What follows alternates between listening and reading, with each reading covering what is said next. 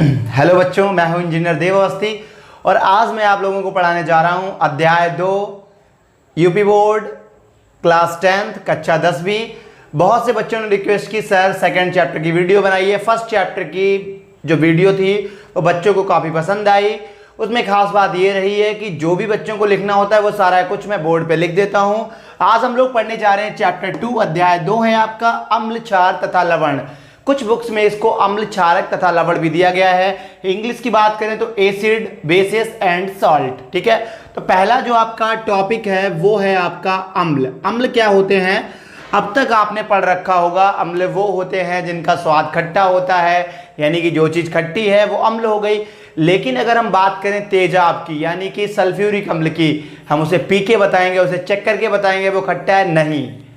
उसके लिए हमें जो आपके सिलेबस में है, जो आपको पढ़ना है, आपके सिलेबस में दिया गया है, आपसे कहा गया है अम्ल और क्षार की वो परिभाषाएं आपकी बतानी है जो आर्हेनियस ने दी थी। और इन्होंने क्या बताया था कि अम्ल क्या होते हैं? अम्ल आपके वो पदार्थ हैं, वो यौगिक हैं, वो हाइड्रोजन यौगिक है जो जल में घुलने पर हाइड्रोनियम आयन देते हैं। हाइड्रोनियम यानी कि H+ हो जिनमें, या फिर हम कह सकते हैं H+ में पानी और मिला दिया जाए, जल मिला दिया जाए H2O, तो वो आपका हो जाएगा H3O+। तो परिभाषा हमारी क्या हो जाएगी? वे हाइड्रोजन युक्त यौगिक। कौन सी यौगिक हैं? तो वे हाइड्रोजन युक्त यौगिक जो क्या करते हैं? वे हाइड्रोजन युक्त यौगिक जो जल में घुलने पर, ठीक है, जो क्या करते हैं? जल में घुलने पर हमें क्या देते हैं? जल में घुलने पर हाइड्रोनियम आयन देते हैं। हाइड्रोनियम आयन, हाइड्रोनियम आयन का मतलब होता है या तो वो आपको H+ देंगे, या फिर हम कह सकते हैं अथवा या H3O+ देते हैं। ठीक है, H3O+ आयन देते हैं। क्या कहलाते हैं? तो इनको हम कहते हैं, इस प्रकार के जो पदार्थ हैं उन्हें क्या बोलेंगे? इन्हें बोलेंगे हम लोग अम्ल। ये आपकी वो परिभाषा है जो आपके सिलेबस में दी गई है या जिसको आपको बताना है। उदाहरण की अगर हम बात करें तो उदाहरण में आपका क्या हो जाएगा? सल्फ्यूरिक अम्ल। सल्फ्यूरिक अम्ल, अगर आपने पिछला चैप्टर पढ़ा होगा आपको पता होगा सल्फ्यूरिक अम्ल क्या होता है? H2SO4। इसी को हम लोग बोलते हैं hydrogen sulphate. H2 hydrogen, SO4 sulphate. और आपका क्या हो जाएगा? हाइड्रोक्लोरिक अम्ल। तो हाइड्रोक्लोरिक अम्ल की बात करेंगे।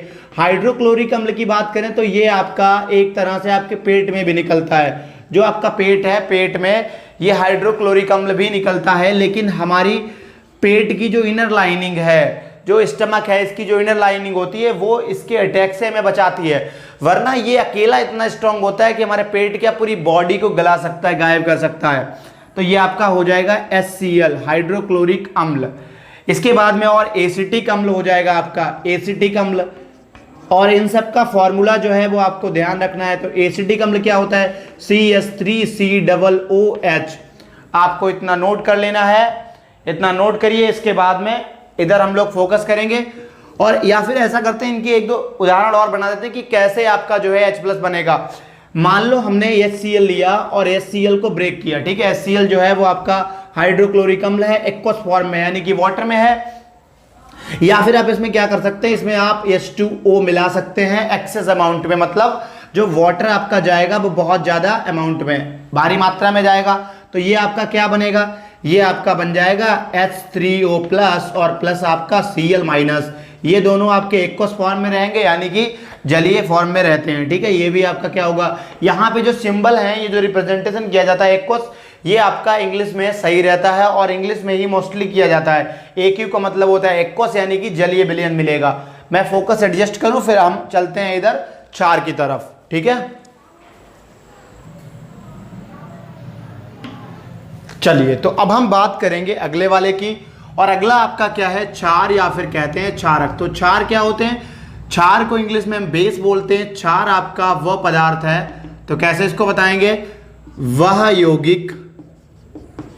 क्षार क्या होता है? ये आपका वो यौगिक होता है, वह यौगिक जो जल में घुलने पर, इसको भी हम किस में घोलेंगे? तो जल में। तो वह यौगिक जो जल में घुलने पर मुक्त हाइड्रोक्साइड आयन, यहां भी आप जो है मुक्त कर सकते हैं मुक्त हाइड्रोनियम आयन यानी कि फ्री होता है, ये कोई बाउंडेशन नहीं होती है, तो मुक्त हाइड्रोक्साइड आयन,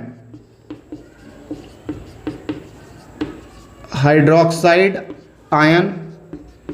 और हाइड्रोक्साइड क्या होता है, OH माइनस आयन देता है,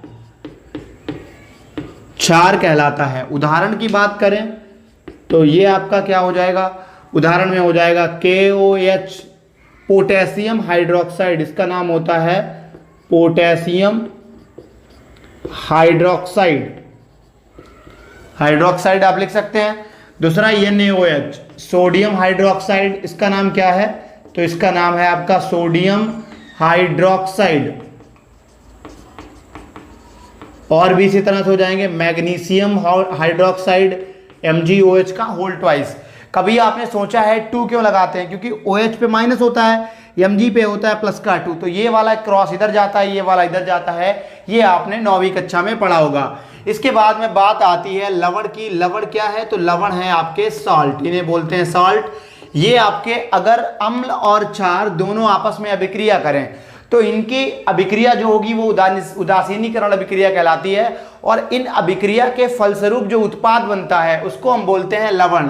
तो लवण क्या है, अम्ल तथा क्षार के बीच, अम्ल तथा क्षार के बीच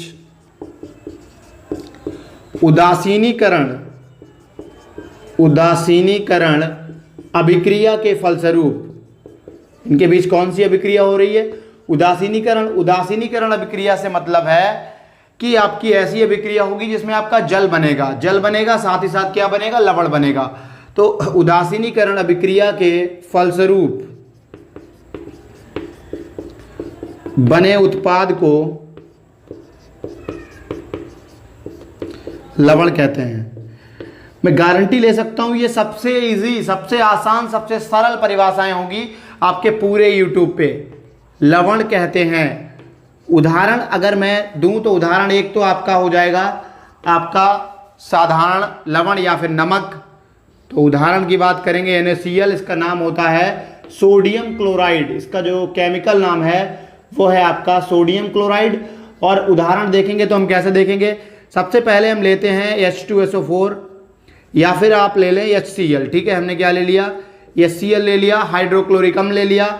हाइड्रोक्लोरिक अम्ल की हम अभिक्रिया कराएंगे NaOH से, यानी कि सोडियम हाइड्रोक्साइड से। सोडियम हाइड्रोक्साइड क्या है, आपका क्षार है। तो ये अम्ल है, ये क्षार है। ये हाइड्रोक्लोरिक अम्ल है, ये क्षार है। क्षार कौन सा है, तो वो सोडियम हाइड्रोक्साइड है। जब दोनों अभिक्रिया करते हैं तो एक तो आपका सोडियम क्लोराइड नमक बनेगा और साथ में बनेगा जल।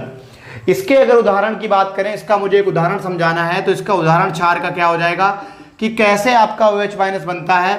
हमने NaOH ले लिया, ठीक है, NaOH ले लिया, इसमें एक्वस किया यानी कि पानी की मात्रा मिलाई, और जब हम इसकी रिएक्शन कराएंगे तो आपका क्या बनेगा, Na प्लस बनेगा, प्लस OH माइनस बनता है। ठीक है, यहाँ पे OH माइनस, लेकिन यहाँ पे ये किस फॉर्म में होंगे, तो ये आपके इनमें एक्वस जो है यानी कि जो जल है उसकी मात्रा बनी रहती है। और भी अगर हम उदाहरण की बात करें, फोकस एक बार चेंज कर लें, चलिए, तो यहाँ पे अगर हम और इसके उदाहरण की बात करें लवण की, तो वो क्या हो जाएंगे, MgCl2 हो जाएगा, Na2SO4 हो जाएगा, और भी कई सारे इस तरह के उदाहरण हैं। आप इतना नोट कर लीजिए। सबसे पहले अम्ल हो गया, क्षार हो गया, लवण।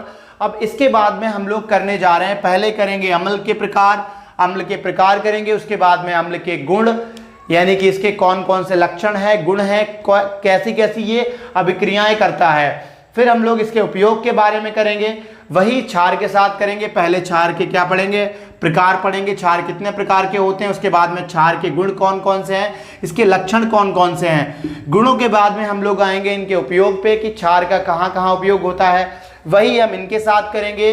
ये सारा कुछ जो आज की वीडियो में हम करने जा रहे हैं। और अंत में तो बड़ी बड़ी डिफिनेशन है, जिसमें धावन सोडा, कास्टिक सोडा, आपका POP, प्लास्टर ऑफ पेरिस, और इसके साथ साथ ही हमें कई चीज़ें पढ़नी है। ब्लीचिंग पाउडर, इनकी प्रॉपर्टीज, इनके लक्षण क्या है, गुण क्या हैं, और जो है इनके उपयोग क्या हैं, इतना आप नोट करिए। चलते हैं इसके बाद में हम लोग अगले टॉपिक की तरफ।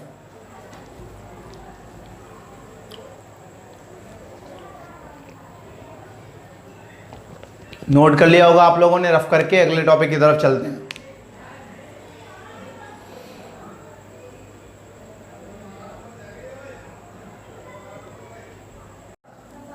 इसके बाद में हम लोग बात करेंगे अम्लों के प्रकार के बारे में कि अम्ल जो है वो कितने प्रकार के होते हैं। तो पहले प्रकार की बात करें तो हेडिंग है आपकी सबसे पहले अम्लों के प्रकार। इसी तरह से हम लोग अम्ल के बाद में क्षार और लवण सभी के प्रकार के बारे में बात करेंगे। तो पहला है आपका प्राकृतिक अम्ल। प्राकृतिक अम्ल की बात करें तो ये आपके वो अम्ल होते हैं जो प्रकृति से मिलते हैं, और यह एक प्रकार के दुर्बल अम्ल होते हैं। कैसे अम्ल है? तो यह एक प्रकार के दुर्बल अम्ल हैं। कैसे अम्ल है? दुर्बल अम्ल है। और इन्हें कहाँ से प्राप्त किया जाता है? इन्हें प्रकृति से। दुर्बल अम्ल हैं कॉमा इन्हें प्रकृति से प्राप्त किया जाता है। प्रकृति से प्राप्त करते हैं, या फिर हम ऐसा भी कह सकते हैं प्रकृति से प्राप्त करते हैं। और ये आपके इसीलिए इनको हम जैविक अम्ल भी कहते हैं। ये कैसे होंगे? दुर्बल होंगे, इन्हें हम जैविक अम्ल भी कहते हैं। अच्छा, जो कॉम्पिटिटिव एग्जाम है उनमें क्या होता है, यहाँ से एक क्वेश्चन बनता है, इन्हें जैविक अम्ल भी कहते हैं। इन्हें क्या कहेंगे? तो इन्हें हम कहेंगे जैविक अम्ल। जैविक अम्ल भी कहते हैं। उदाहरण की बात करें तो उदाहरण में सबसे पहले आता है आपका दूध। दूध में कौन सा होता है? दूध में होता है आपका लैक्टिक अम्ल। दूध में लैक्टिक अम्ल होगा। और इसके साथ ही कई हैं। अगर आपका एप्पल यानी कि सेब है तो सेब में क्या हो जाता है? इसमें आता है आपका मैलाइक एसिड। मैलाइक एसिड यानी कि मैलाइक अम्ल, चाहे आप एसिड कह लें या फिर अम्ल कह लें, एक ही बात है। ठीक है, मैलाइक अम्ल। और इसके साथ साथ अगर आपके पास इमली है तो उसमें कौन सा होगा? उसमें होगा आपका सिट्रिक एसिड, सिट्रिक अम्ल। इमली में सिट्रिक अम्ल।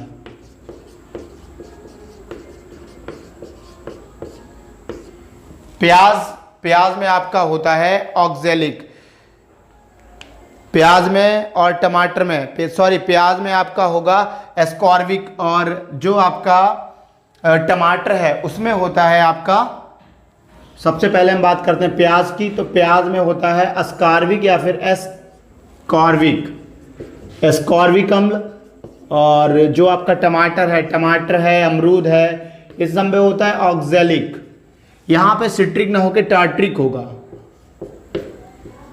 टार्ट्रिक। ठीक है, ये आपका क्या होता है? ऑक्जेलिक अम्ल। इसी तरह से और भी कई प्रकार के प्राकृतिक अम्ल जो हैं वो आपके पाए जाते हैं। दूध में एक ही प्रकार का अम्ल होता है, वो आपका कौन सा होता है? लैक्टिक। सेब में होता है आपका मैलाइक एसिड। और सिट्रिक की, हाँ टार्ट्रिक इसमें हो गया।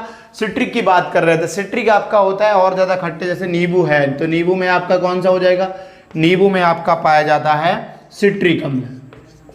थोड़ी सी समस्या हो गई थी, तो यहाँ पे हो जाएगा आपका सिट्रिक अम्ल। पहले इंक डाल लें जिससे कि आपको सारा कुछ क्लियर दिखता रहे, फिर चलते हैं। या फिर दूसरा, इसके बाद में है आपका खनिज अम्ल। खनिज अम्ल कौन से होते हैं? इनके नाम से ही पता चल रहा होगा, खनिज अम्ल यानी कि मिनरल एसिड। तो नाम से ही पता चल रहा है कि जो आपके खनिजों से प्राप्त होते हैं। फोकस फिर से सेटअप कर लूँ मैं, फोकस चेक करना पड़ता है। हाँ, तो खनिज अम्ल की बात कर रहे हैं। वे अम्ल जो किन से प्राप्त होते हैं? वे अम्ल जो खनिजों से प्राप्त हों, जो खनिजों से प्राप्त हों, इन्हें क्या बोलते हैं? प्राप्त हों, उन्हें या उसे खनिज अम्ल बोलते हैं। क्या कहते हैं? खनिज अम्ल कहते हैं। खनिज अम्ल कहते हैं। ये आपके प्रबल होते हैं, खनिज अम्ल कहेंगे इनको। और उदाहरण की बात करें तो उदाहरण में क्या हो जाएगा? उदाहरण में हो जाएगा आपका सल्फ्यूरिक अम्ल। सल्फ्यूरिक अम्ल, सल्फ्यूरिक अम्ल आपका होता है H2SO4, H2SO4। और आपका क्या हो जाएगा? हाइड्रोक्लोरिक अम्ल यानी कि HCl। HCl क्या है आपका? हाइड्रोक्लोरिक अम्ल है। HNO3 नाइट्रिक अम्ल। HNO3 क्या होता है? ये होता है आपका नाइट्रिक अम्ल। एक और बात करें तो वो होता है आपका H3PO4 फॉस्फोरिक अम्ल। H3PO4, इसकी भी आपको जरूरत पड़ेगी, ये आप 12वीं कक्षा में पढ़ेंगे, फॉस्फोरिक अम्ल। फिर ये आपका पहला प्रकार था, दूसरा प्रकार हो गया। इसके बाद में आते हैं प्रबल अम्ल। तो प्रबल अम्ल की क्या परिभाषा है? प्रबल अम्ल वो होते हैं जो जल में पूरी तरह से वियोजित हो जाएं, ठीक है, मतलब जिनके बॉन्ड जो हैं, उनके जो बंधन हैं वो आराम से टूट जाएं। तो प्रबल अम्ल क्या हो जाएंगे? प्रबल अम्ल वे अम्ल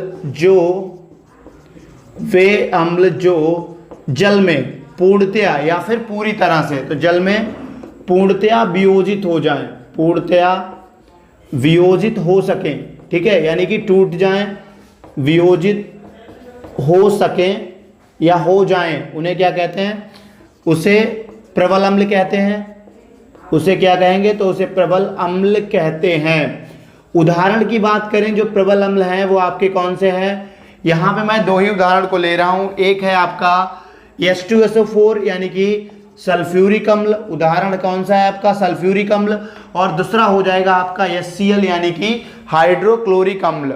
फिर से हम फोकस को सेटअप करेंगे और चलेंगे अगले की तरफ, जो आपका कौन सा वाला है? फोर्थ वाला। एक बार फोकस को सेटअप कर लें फिर चलें अगले की तरफ। चलो, तो अगला आपका दुर्बल अम्ल। क्या होते हैं दुर्बल अम्ल? प्रबल अम्ल अगर आप समझ गए, प्रबल अम्ल क्या थे? वे अम्ल जो जल में पूर्णतया वियोजित हो जाएं या पूरी तरह से आयनित हो जाएं। तो दुर्बल अम्ल क्या हो जाएंगे? वे अम्ल जो जल में आंशिक रूप से, कैसे हो, मतलब हल्के फुल्के हो भी जाएं, कहीं पे ना हो, तो आंशिक रूप से आयनित अथवा वियोजित हो, चाहे वो आयनित कह सकते हैं या फिर हम कह सकते हैं वियोजित हो, ठीक है, मतलब ब्रेक होना, टूटना, वियोजित हो, उसे क्या कहेंगे? तो उसे दुर्बल अम्ल कहते हैं, दुर्बल अम्ल कहते हैं। उदाहरण की बात करें तो उदाहरण आपका क्या हो जाएगा? उदाहरण आपका एक तो हो जाएगा एसिटिक अम्ल। एसिटिक अम्ल अभी बताया था, CH3COOH एसिटिक अम्ल। और क्या आपका? कार्बोनिक अम्ल, कार्बोनिक अम्ल, या फिर हम कह सकते हैं H2S हाइड्रोजन सल्फाइड। अच्छा, अगर हम अम्लों की बात करें तो अम्ल क्या है? ये गैसों के, जो अम्लीय गैसें हैं उन सभी के जलीय विलयन होते हैं। तो इसके बेसिस पे, इसके आधार पे हम अम्लों को दो तरह से विभाजित कर सकते हैं। एक आपका हो जाएगा वो अम्ल जिनमें जो गैस है या फिर हम कह सकते हैं अम्लीय गैस है उसकी मात्रा अधिकतम हो, उसको हम लोग बोलते हैं सांद्र अम्ल। और जिनमें मात्रा जो है कम हो उनको हम क्या बोलेंगे? तो उनको हम बोलते हैं तनु अम्ल, ठीक है। मैं यहाँ पे ज़्यादा दूर नहीं जाऊँगा, सारा कुछ बाद में रफ करेंगे। ये दो बिंदु जो बच रहे हैं अम्लों के प्रकार के, वो उनको यही छाप देते हैं। तो पहला है आपका सांद्र अम्ल। सांद्र अम्ल, ये आप समझ गए होंगे कि अम्ल क्या होते हैं? तो अम्ल अम्लीय गैसों के ही जलीय विलयन होते हैं। तो सांद्र अम्ल में क्या हो जाएगा? वे अम्ल जिनमें अम्लीय गैस की मात्रा अधिकतम हो, अम्लीय गैसों की मात्रा अधिकतम हो, उसे क्या बोलते हैं? मात्रा अधिकतम हो, उसे सांद्र अम्ल कहते हैं। इसके बाद में बारी आती है दूसरे वाले की, तो ये आपका पांचवा था। और छठा है आपका तनु अम्ल। इसी को इंग्लिश में बोलते हैं कंसंट्रेटेड अम्ल और इसको बोलते हैं आपका डाइल्यूटेड अम्ल। जब आप तेजाब लेने जाएंगे दुकान पे, आपको वो जो अम्ल देगा वो आपका तनु अम्ल होगा, यानी कि उसमें पानी की मात्रा अधिकतम होगी, ज़्यादा होगी किसके? जो अम्लीय गैसें हैं उनकी मात्रा की तुलना में। तो तनु अम्ल क्या हो जाएंगे? इन्हें कैसे परिभाषित करेंगे? वे अम्ल जिनमें क्या हो? तो जिनमें अम्लीय गैसों की मात्रा कम, अम्लीय गैसों की मात्रा कम हो, ठीक है, गैसों की मात्रा कम हो, आप ये भी कह सकते हैं मात्रा कम हो। और जो जल की मात्रा है वो कैसी हो? अधिक हो। ब्रैकेट में लिख सकते हैं आप, जल की मात्रा अधिक हो। जल की मात्रा कैसी हो? तो जल की मात्रा अधिक हो। ऐसे को हम लोग बोलते हैं तनु अम्ल, ठीक है। आप समझ गए होंगे अम्लों के प्रकार। प्राकृतिक अम्ल कौन कौन से थे? फिर उसके बाद में हमने पढ़ा प्राकृतिक, बाद में खनिज अम्ल, दुर्बल अम्ल, प्रबल अम्ल, और उसके बाद में सांद्र अम्ल, तनु अम्ल। ये अम्लों के प्रकार थे। इसके बाद में हम लोग पढ़ेंगे अम्लों के गुण। अम्ल जो है वो कौन कौन से गुणों को प्रदर्शित करते हैं, फिर अम्लों के उपयोग। चलिए नोट करिए इतना, चलते हैं फिर अगले टॉपिक की तरफ।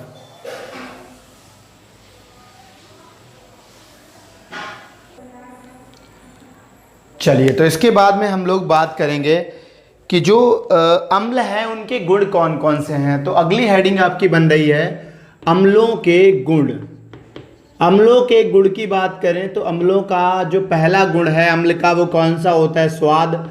स्वाद इनका कैसा होता है, अम्ल का स्वाद होता है खट्टा, तो इनका स्वाद खट्टा होता है। ये स्वाद में कैसे होते हैं, तो इनका स्वाद खट्टा होता है या फिर ये स्वाद में खट्टे होते हैं। ठीक है, खट्टा होता है, यहाँ पे जो सेंटेंस मैंने लिखा है मैं उसके हिसाब से लिखूंगा, आप किसी भी प्रकार से लिख सकते हैं। दूसरी बात आती है संक्षारक प्रकृति। तो ये क्या करते हैं, जो आपके अम्ल हैं ये मानव ऊतकों पर, मानव के जो ऊतक हैं, टिश्यूज होते हैं, उन ऊतकों पर, कपड़े पे या फिर लकड़ी पे, ये उस पर बहुत तेजी के साथ अभिक्रिया करते हैं, अटैक करते हैं, हमला बोलते हैं, और उस पर काले धब्बे जो हैं, दाग धब्बे पड़ जाते हैं। तो ये क्या है, अम्ल मानव ऊतकों पर। अम्ल की बात करें तो अम्ल जैसे कि आपके खनिज अम्ल, जितने भी प्राकृतिक या खनिज अम्ल हैं, तो ये क्या करते हैं, ये मानव ऊतकों पर,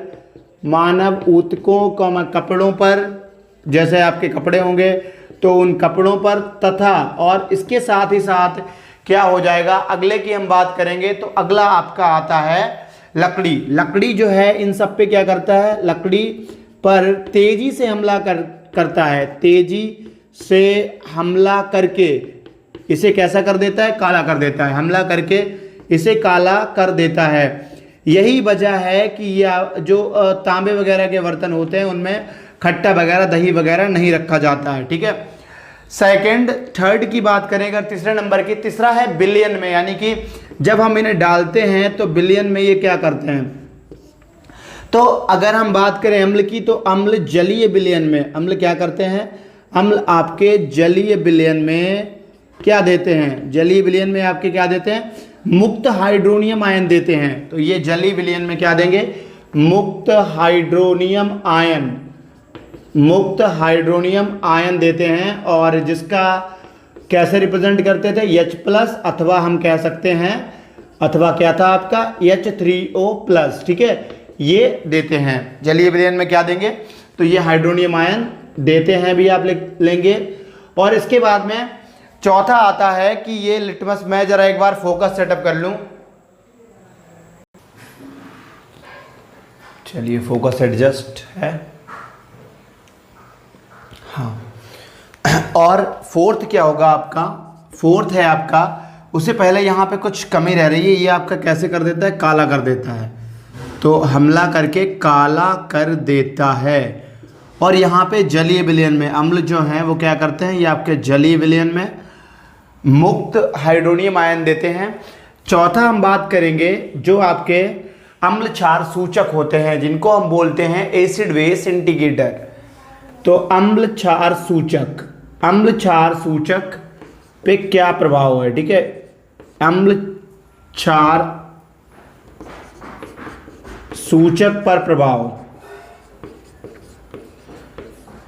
अगर हम बात करें लिटमस पेपर की, तो ये जो अम्ल हैं, अम्ल लिटमस पेपर को, लिटमस पेपर देखा होगा आपने, या अभी आप प्रैक्टिकल में केमिस्ट्री की लैब में देखेंगे, लिटमस पेपर को कैसा कर देते हैं, तो ये लाल कर देते हैं।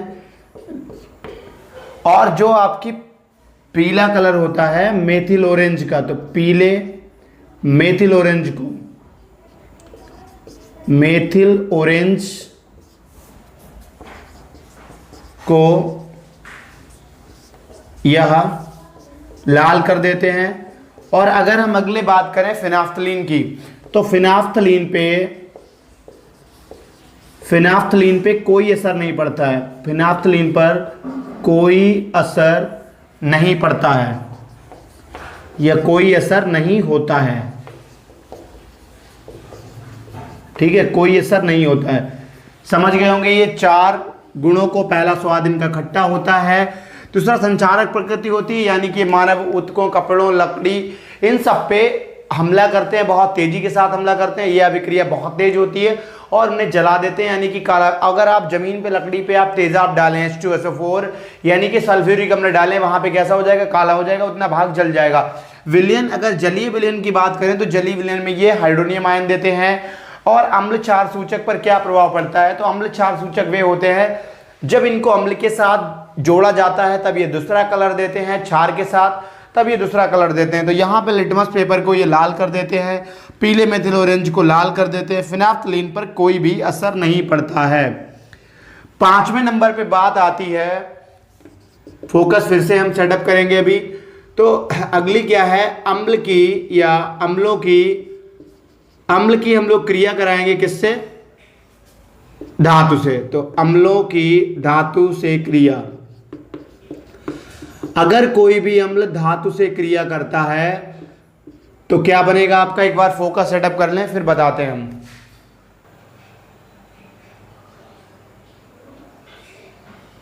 हाँ, तो अम्ल क्या है, अम्ल की अगर हम अम्लों की धातु से क्रिया कराएं तो अम्ल धातु से क्रिया करके, धातु से क्रिया करके क्या बनाते हैं, संगत लवण तथा हाइड्रोजन गैस बनाते हैं, या फिर हम कह सकते हैं संगत लवण बनाते हैं तथा हाइड्रोजन गैस निकलती है। ठीक है, किसी भी प्रकार से आप बता सकते हैं इसको।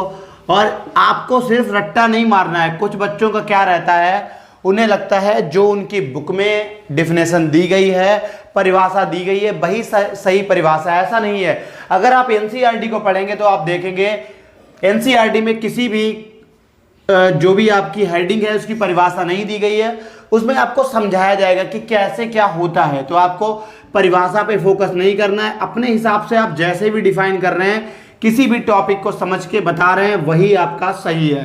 तो धातु से क्रिया करके संगत अम्ल तथा हाइड्रोजन बनाते हैं।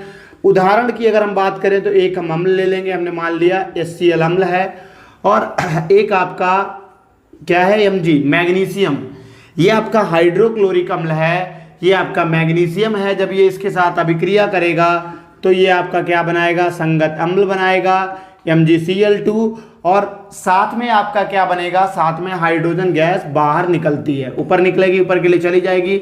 हाइड्रोजन गैस एक साउंड, पॉप साउंड के साथ जलती है, ऊपर के लिए निकलती है। ठीक है, ये हाइड्रोजन निकल गई। अब हमें इस अभिक्रिया को बैलेंस करना है, बराबर करना है, या फिर संतुलित करना है।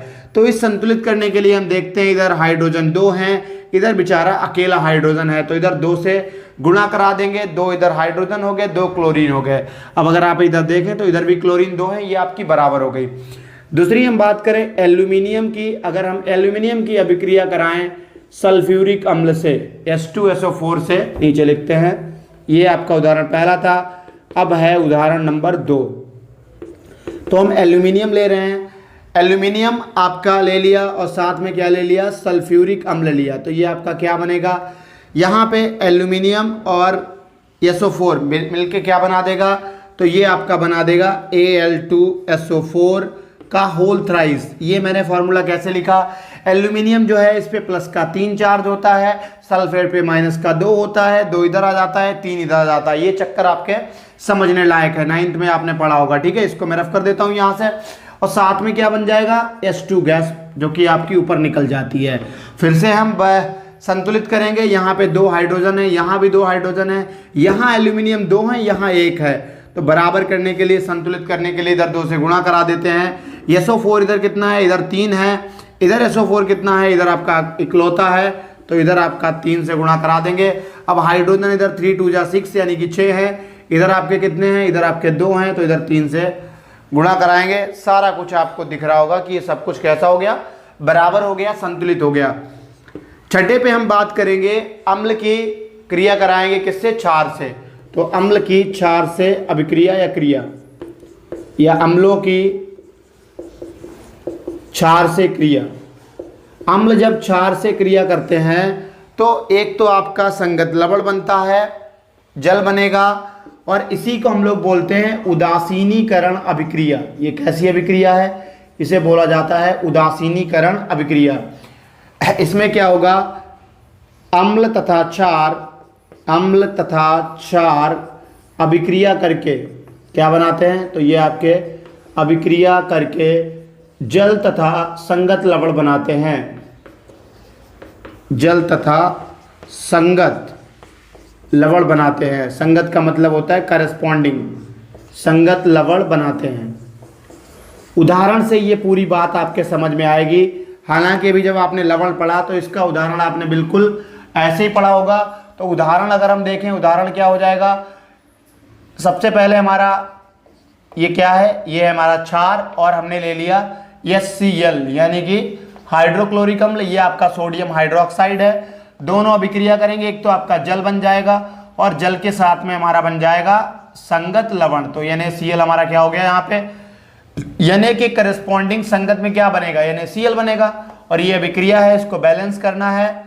तो बैलेंस करने के लिए हम इसे बैलेंस कर देंगे। पहले मैं एक बार ये चेक कर लूँ कि क्लियर है, जहाँ तक है ये नीचे तक का क्लियर होगा, ठीक है। तो इसे हम क्या करेंगे? इसे बैलेंस कर लेंगे। बैलेंस करने में आपको दोनों तरफ के जो अणु हैं या परमाणु हैं वो सारे आपको बराबर करने होते हैं, संतुलित करने होते हैं। इतना आप नोट कीजिए। चलते हैं हम अगले 7वीं हेडिंग की तरफ। अगली किसके साथ अभिक्रिया करेंगे? तो अगली जो हमारी अभिक्रिया होने जा रही है वो है आपकी मेटल कार्बोनेट्स या फिर मेटल के हाइड्रोजन कार्बोनेट्स के साथ। तब तक आप इतना नोट कर लीजिए।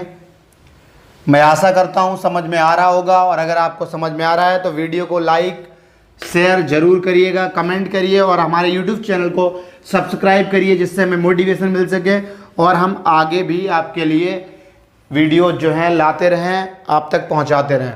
फोकस सेटअप कर लूँ पहले। चलिए, अब हमारा क्या है? अब की बार हमारी 7वीं हेडिंग है, और अब की बार हम करवाएंगे अम्लों की कार्बोनेट्स, या फिर हम कह सकते हैं धातु के कार्बोनेट तथा हाइड्रोजन कार्बोनेट से अभिक्रिया। हाइड्रोजन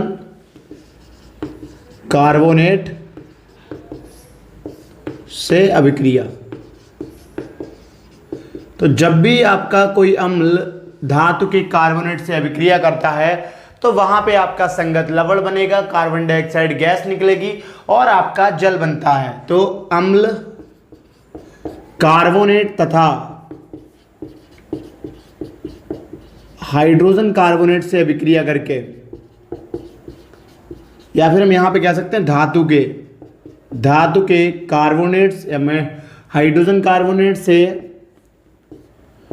अभिक्रिया करके क्या बनाते हैं ये आपके?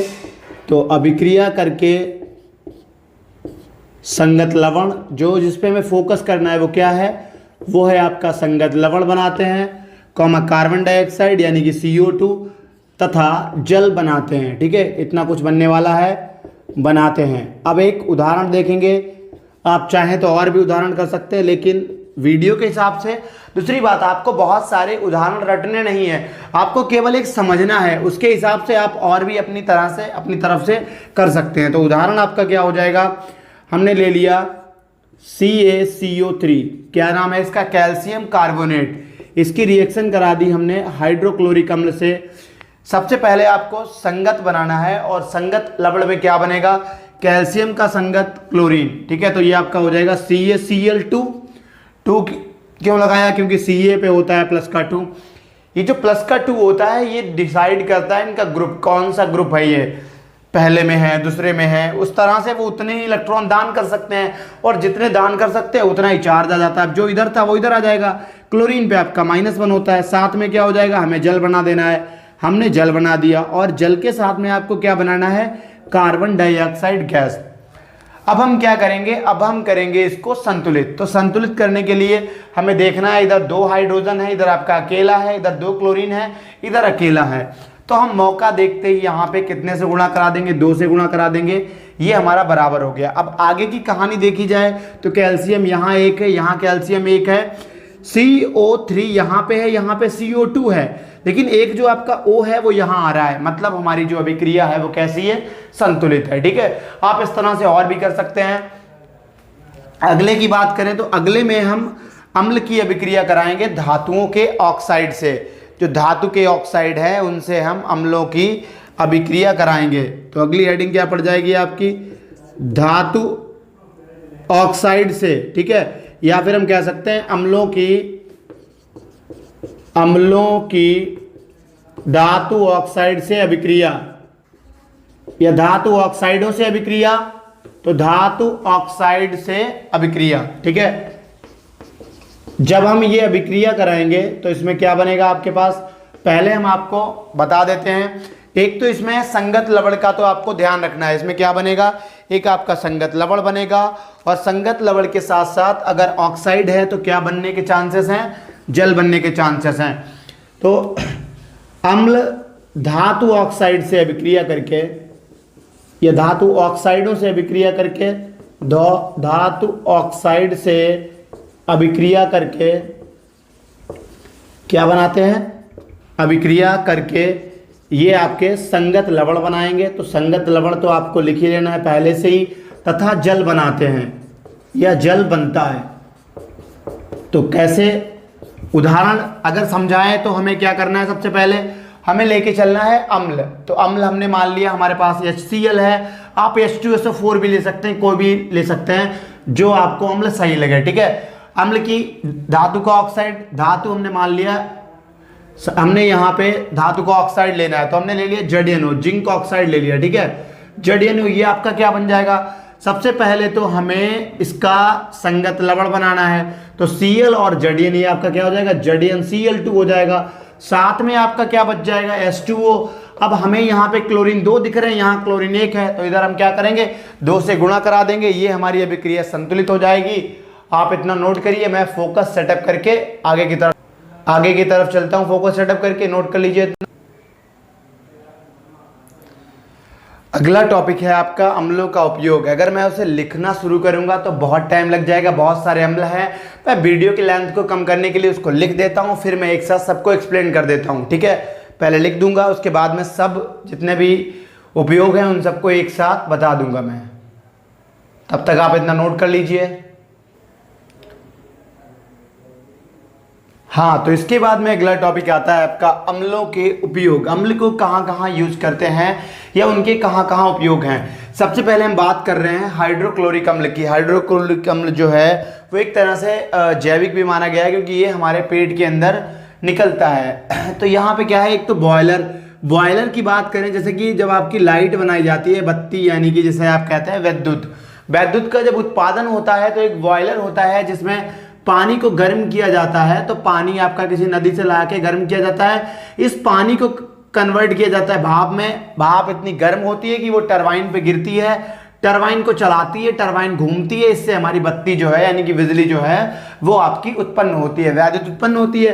तो इस बॉयलर के अंदर गंदगी जमा हो जाती है, इसे हम लोग हाइड्रोक्लोरिक अम्ल से साफ करते हैं। तो पहला है आपके बॉयलर के अंदर जमा गंदगी हटाने में। सेकेंड ये आपका क्या है, हाइड्रोक्लोरिक अम्ल। तो यहाँ से ये Cl से आपका हाइड्रोजन निकल जाता है, आराम से क्या बन जाता है, क्लोरीन बन जाता है, यानी कि क्लोराइड्स और क्लोरीन बनाने में। तीसरा है लोहा। अब लोहे को जंग से बचाने के लिए हम उसका करते हैं गैल्वेनाइजेशन यानी कि गैल्वेनीकरण में उसके ऊपर जिंक की एक परत चढ़ाते हैं। तो जब जिंक की परत चढ़ाते हैं उससे पहले हमें उन लोहे की चादरों को साफ करने की जरूरत पड़ती है, उसके लिए हम लोग यूज करते हैं हाइड्रोक्लोरिक अम्ल का। अगले बात करें फोर्थ वाले की। फोर्थ में क्या है, बिरंजक यानी कि कपड़ा उद्योग जो है इसमें रंग उड़ाने के लिए डाई बोलते हैं इसे, तो इसमें यूज होता है हाइड्रोक्लोरिक अम्ल का। किचन में क्या होता है, सिंक जो होती है आपकी जिससे पानी निकलता है उसे आप ऐसा साफ नहीं कर सकते, तो उसके लिए हम यूज करते हैं क्या, उसके लिए हम उपयोग करते हैं हाइड्रोक्लोरिक अम्ल का। फिर बात आती है नाइट्रिक अम्ल की, जिसे अम्लराज भी कहा जाता है। फर्टिलाइजर्स में उपयोग करते हैं इसका, विस्फोटक बनाने में, जो पटाखा वगैरह बनते हैं पटाखे उन्हें उसमें यूज करते हैं नाइट्रिक अम्ल का। बिरंजक चूर्ण भी आता है आपका, अभी हम लोग पढ़ेंगे। तो यहाँ पे बिरंजक के रूप में तथा दवाएं बनाने में हम नाइट्रिक अम्ल का यूज करते हैं। अच्छा, सोने चांदी का जब प्यूरिफिकेशन करते हैं होता क्या है, इसमें मिक्सअप होता है कुछ ना कुछ। सोना क्या है, वो अपना प्योर फॉर्म में इतना सॉफ्ट होगा, एग्जिस्टेंस उसका कम रहता है, तो हम क्या करते हैं उसमें थोड़ा बहुत उसे इम्प्योर बना देते हैं या फिर हम उसमें अलॉय का यूज़ कर देते हैं। तो उसमें जब प्यूरिफिकेशन किया जाएगा तब हम लोग नाइट्रिक अम्ल का यूज़ करेंगे। और जो इनकी साफ सफाई होती है सोने चांदी के आभूषणों की, उसमें भी नाइट्रिक अम्ल का यूज़ करते हैं। नेक्स्ट बात आती है आपके तेजाब की, सल्फ्यूरिक अम्ल। तेजाब जानते होंगे आप लोग, सुना भी होगा। तो तेजाब का हम यूज़ कहाँ करते हैं, फर्टिलाइजर्स में, जितने भी खाद के पेस्टिसाइड हैं, इंसेक्टिसाइड हैं, हर्बिसाइड है, ये सब बनाए जाते हैं। इसमें फर्टिलाइजर्स का यूज करते हैं साबुन बनाने में, डिटर्जेंट जो कपड़े धुलने वाला साबुन होता है, जिसमें आप आगे सीखेंगे धावन सोडा। तो वहाँ जब साबुन बनाते हैं तो उसमें सल्फ्यूरिक अम्ल का, प्लास्टिक में सल्फ्यूरिक अम्ल का, और जो संश्लेषित रेशे होते हैं, दो तरह के रेशे होते हैं। एक वो जो आपके प्राकृतिक हो, जो रेशम के कीड़े से मिलते हैं, जूट से मिलते हैं। एक आपके मानव निर्मित आते हैं। तो मानव निर्मित को कई प्रकार से बनाया जाता है, लकड़ी से, उसका कचूमर निकाल के, पेट्रोलियम से। यहाँ पे हम यूज करते हैं सल्फ्यूरिक अम्ल का। फिर अगली बात आती है पेट्रोलियम की शोधन की। अब जब जमीन से पेट्रोल मिलता है तो उसमें बहुत सारी चीज़ों का मिक्सअप होता है, उसका प्यूरिफिकेशन किया जाता है, शोधन किया जाता है, उसमें हम लोग यूज करते हैं सल्फ्यूरिक अम्ल। और जो लेड स्टोरेज बैटरी हैं, आजकल बैटरी देख रहे होंगे आप, ट्रक, कार, इन सब गाड़ियों में जो बैटरी यूज होती है उसमें जो तेजाब पड़ता है वो आपका सल्फ्यूरिक अम्ल होता है। सिट्रिक अम्ल खाद्य पदार्थ के संरक्षण में, फूड प्रिजर्वेशन में यूज करते हैं हम इसका सिट्रिक अम्ल का। कार्बोनिक अम्ल की बात करें तो जितने भी आपके, जब हम उनको खोलें उनमें हवा निकलती है, चाहे वो कोल्ड ड्रिंक हो, बियर हो, या फिर और भी ऐसे पेय पदार्थ, तो उसमें कार्बोनिक अम्ल का यूज होता है। एसिटिक अम्ल आपका सिरका बनाने में यूज होता है और अचार बनाने में यूज होता है, अचार की सुरक्षा करने के लिए यूज होता है। इसके बाद में हम लोग करेंगे बेस जो आपके हैं, यानी कि आपके क्षार हैं, क्षार की गुण पढ़ेंगे और क्या पढ़ेंगे, क्षार के जो उपयोग है उनके बारे में। उससे पहले क्षार के प्रकार, इतना आप लोग नोट कर लीजिए। चलते हैं हम लोग अगले टॉपिक की तरफ।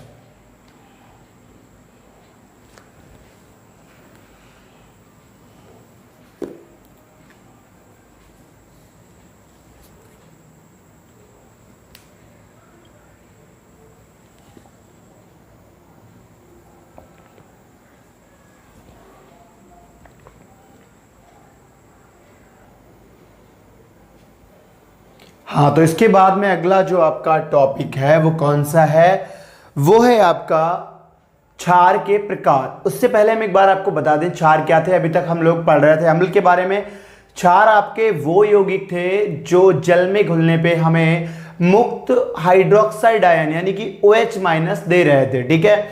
अब इसके बाद में इनके प्रकार की बात करेंगे। कुछ हमने उदाहरण देखे थे, उदाहरण की बात करें NaOH, KOH, sodium hydroxide, potassium hydroxide, या फिर हम कह सकते हैं मैग्नीशियम हाइड्रोक्साइड, कैल्शियम हाइड्रोक्साइड, ये आपके सब क्या थे, क्षार थे। अब बात आती है क्षार के प्रकार की। तो क्षार जो हैं वो आपके दो प्रकार के होते हैं, एक आपके दुर्बल क्षार और एक आपके प्रबल क्षार। तो सबसे पहले हम बात कर रहे हैं प्रबल क्षार की।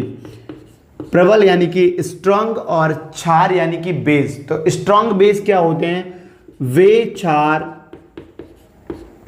जो जल में पूर्णतया या पूरी तरह से आयनित हो जाएं।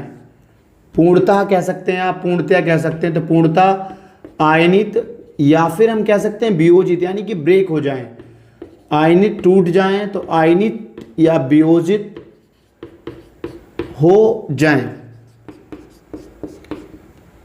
प्रबल क्षार कहलाते हैं। प्रबल क्षार कहलाते हैं। प्रथम ग्रुप से जो भी क्षार बनेंगे वो सब आपके कैसे होंगे, तो वो आपके हो जाएंगे प्रबल क्षार।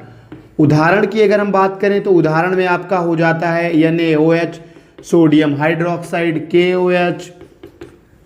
और वही अगर हम बात करें दुर्बल क्षार की, वीक बेस। तो दुर्बल क्षार क्या होते हैं, जो पूरी तरह से वियोजित ना हो या जो पूरी तरह से आयनित ना हो, या फिर हम कह सकते हैं जो आंशिक रूप से। तो वे क्षार या वे यौगिक जो जल में या विलयन में आंशिक रूप से वियोजित होते हैं, पूर्ण रूप से नहीं होंगे, अधूरे होंगे। आंशिक मत पढ़ना इसको, ये आपका आंशिक है, ठीक है।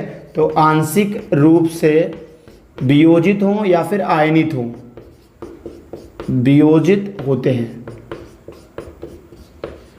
उन्हें दुर्बल क्षार कहते हैं। अगर उदाहरण देखा जाए तो उदाहरण आपका हो जाएगा अमोनियम हाइड्रोक्साइड NH4OH। NH3 आपका अमोनिया होता है, NH4 हो जाएगा अमोनियम हाइड्रोक्साइड, ठीक है, NH4OH अमोनियम हाइड्रोक्साइड। और अगले की बात करें तो अगला आपका MgOH का होल ट्वाइस मैग्नीशियम हाइड्रोक्साइड। और एक और उदाहरण ले लेते हैं तो आपका कैल्शियम हाइड्रोक्साइड, ठीक है। ये कुछ प्रबल क्षार के उदाहरण हो गए। अब हम बात करते हैं क्षार के गुणों की। तो क्षार के गुण, कौन कौन से गुण क्षार प्रदर्शित करते हैं? फोकस को एक बार सेटअप कर लें, एडजस्ट कर लें।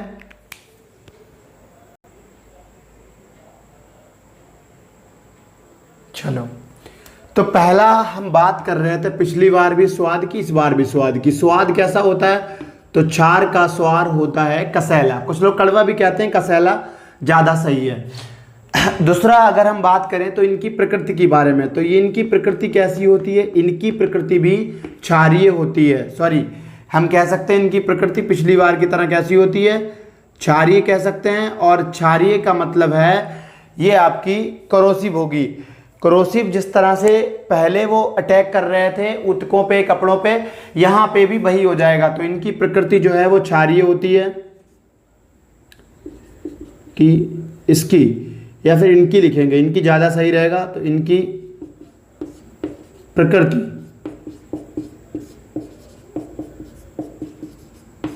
क्षारीय होती है।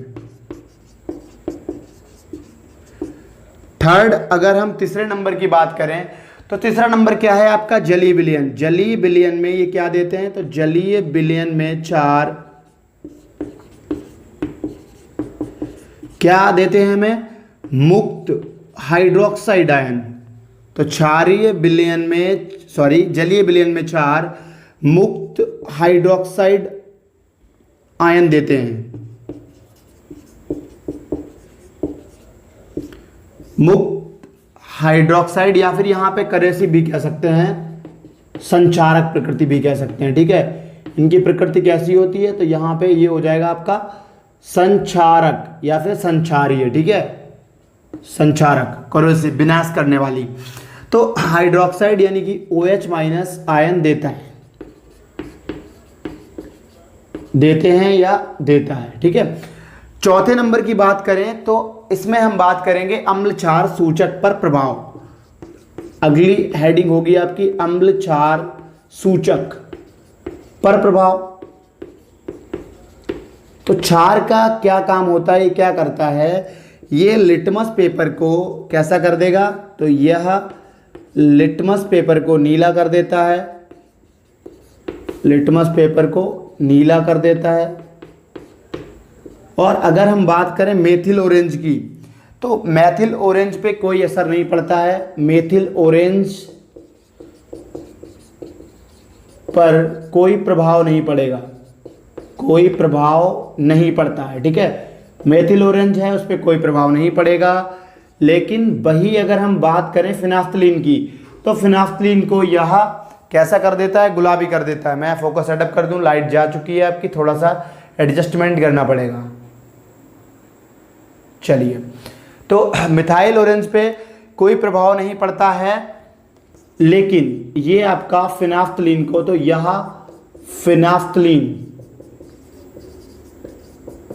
फिनाफ्थलीन को कैसा कर देगा?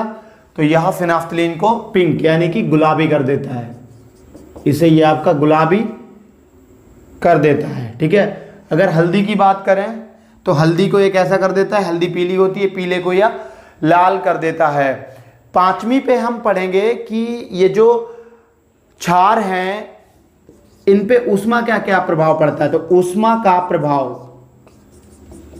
का प्रभाव यानी कि अगर हम क्षार को गर्म कर दें तब क्या होगा? जब भी हम क्षार को गर्म करते हैं तो इसका जो पानी है, जल आपका उड़ जाएगा, यानी कि सिर्फ बचेगा धातु का ऑक्साइड, ठीक है। तो हम लोग क्या लिखेंगे कि जो आपका ऑक्साइड है यानी कि हाइड्रोक्साइड है, उसमें से आपका वाटर चला जाएगा, पानी निकल जाएगा, सिर्फ आपके पास बचता है मेटल ऑक्साइड। तो यहां पे लिखेंगे क्षार को गर्म करने पर, क्षार को गर्म करने पर यह पानी को छोड़ देता है,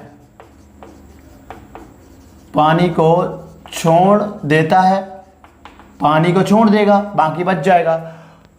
तो यहाँ पे मेटल ऑक्साइड बचेगा, यानी कि धातु का ऑक्साइड बनेगा। मैं यहाँ पे लिख दे रहा हूँ। तो अगर आपके पास NaOH है, या फिर हम बात कर लेते हैं MgOH की, ठीक है। MgOH का होल ट्वाइस है मैग्नीशियम हाइड्रोक्साइड। ये आपका क्या करवा रहा हूँ मैं, ये उदाहरण है, मैग्नीशियम हाइड्रोक्साइड है, इसको मैंने गर्म कर दिया। इसका मतलब है ये जो डेल्टा त्रिभुज जैसा बना है, इसका मतलब है हम गर्म कर रहे हैं, उष्मा दे रहे हैं। तो ये आपका क्या बन जाएगा, MgO बन जाएगा, और साथ में आपका जल जो है वो उड़ जाता है। तो H2O बन गया, और साथ में क्या बन गया, हमारे जो आपका धातु था, धातु का ऑक्साइड बचता है। आप यहाँ पे ये भी लिख सकते हैं, जब किसी भी क्षार को गर्म किया जाता है तो यह जल उड़ जाता है तथा यह धातु का ऑक्साइड बनाता है। इतना लिखिए, इधर का रफ करके हम लोग चलते हैं अगले टॉपिक पे।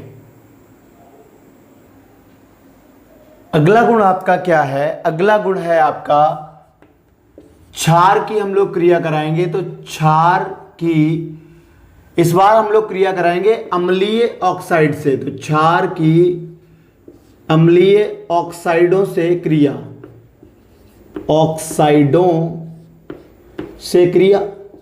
जब क्षार आपके अम्लीय ऑक्साइड से क्रिया करते हैं तो ये संगत लवण बनाते हैं। फोकस चेक कर लूँ, सारा कुछ सही है, ठीक है। थोड़ा सा एडजस्टमेंट है, ये लाइट की वजह से है कुछ। तो क्षार क्या करते हैं, क्षार आपके, हाँ, क्षार आपके अम्लीय ऑक्साइडों से क्रिया करके, तो क्षार अम्लीय ऑक्साइडों से क्रिया करके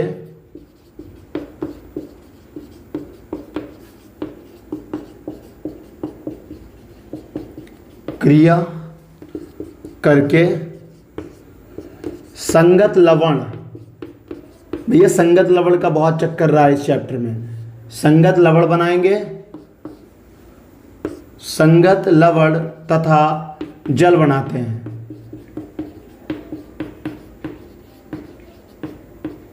जल बनाते हैं। उदाहरण अगर देखें तो उदाहरण हमें लेना है NaOH हाइड्रोक्साइड, आप कोई और भी ले सकते हैं।